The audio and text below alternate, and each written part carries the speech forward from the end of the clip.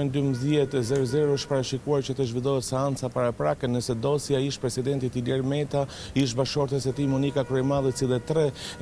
tre personave të tjerë tashme në nënhetim, pritet të kalojë apo jo në gjykim. Megjithatë, seanca e cila është parashikuar sot në orën 12, ku do të kryesohet nga gjyqtari Irena Gjoka, nuk pritet të zhvillohet për shkak sepse të bojkotit të avokatëve, bojkot I cili është parashikuar të zhvillohet për 5 ditë, të paktën deri ditën e premte, ditën e nesërme. Megjithatë, betejë ligjore ish presidentit Ilir Meta do të vijojë sërish në dyert të gjykatës, po ditën e sotme në orën 14:00 pritet që në apelin e posaçëm të jetë seanca për revokim, për kërkesën e revokimit të masës që avokati I zotit Meta ka paraqitur në gjykatë. Në fakt, kjo seancë ishte parashikuar të zhvillohet përpara disa ditëve, por për shkak të